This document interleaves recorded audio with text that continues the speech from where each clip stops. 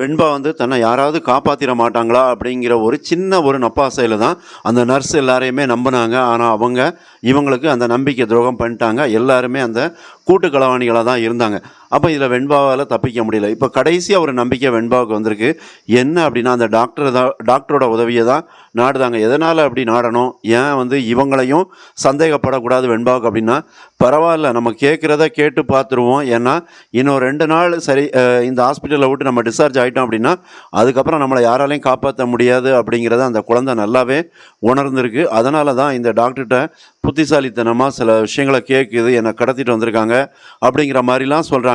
அப்ப அந்த டாக்டர பார்க்கும்போது நல்லவங்க மாரி தான் தெரியுது. அவங்களும் வெண்பாவுக்கு உதவி பண்ணத்தான் செய்றாங்க. அதாவது அவங்களோட மொபைல் ஃபோன் எல்லாம் குடுக்குறாங்க. குடுத்து பேச வைக்கிறாங்க. அப்ப இந்த இடத்துல வந்து விஜய் அந்த ஃபோன் அட்டெண்ட் பண்ணுவாரா? அப்படிங்கிற ஒரு கேள்வி தான் எழுந்துகிட்டு இருக்கு.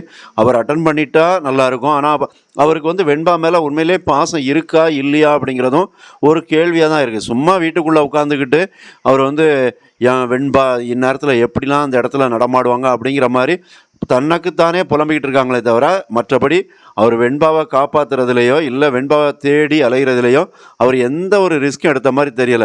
அதுக்கு என்ன ஒரு கால் தானே போயிருக்கு. இன்னொரு கால் இருக்குல்ல.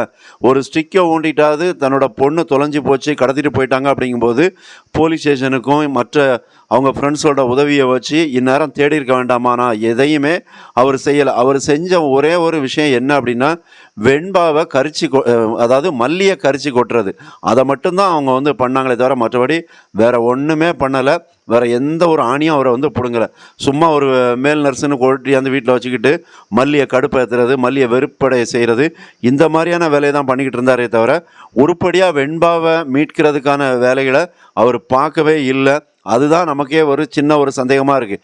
ஏன்னா மல்லி கூட துடிச்சு போய், அதாவது வெண்பா மீண்டு வந்துடணும் அப்படிங்கிறதுக்காக சில என்னது பூஜைகள்லாம் நடத்துகிறாங்க. அதுக்காக தன்னோட உடலை கூட வருத்துறாங்க.